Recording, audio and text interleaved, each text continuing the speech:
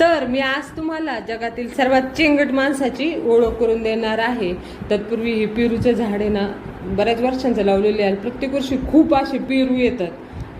पेरूची साईज साधारणतः वजन हे ना प्रत्येक पेरूचं पावशेरापेक्षा जास्त असतं. आणि यावर्षी इतकी साईज छोटी झाली ना, म्हणजे त्याचं वजन करायची सुद्धा इच्छा नाही राहिली. अगदी जे आपले ॲपल बोर असतात ना तेवढी साईज झाली. ह्या झाडाची काळजी पण एकदम व्यवस्थित घेतो.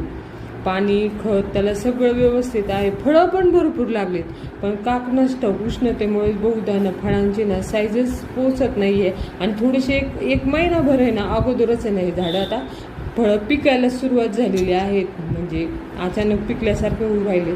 फक्त चवी एवढं आहे की चवीला जसे आहेत तसेच लागतात आहे. त्यासोबत तुम्ही ना गुलाबाच्या फुलाची देखील या झाडाची साईज ना खूप मोठी आहे, पण सध्या उन्हामुळे ना खूप बारीक झालेली आहे.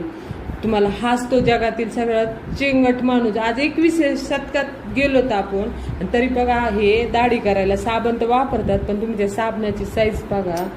देवानी ह्याच्यामुळे देताना यांना दाढी सुद्धा एवढीशी दिली, तरी पण इतका चिंगटपणा म्हणल्यावर ह्याला काय म्हणलं पाहिजे बरं? तुम्ही नक्की कमेंट करून सांगा. कळस नाही का, चिंगटपणाचा कळस ज्याला म्हणतात ना तो नक्की हाच असतो.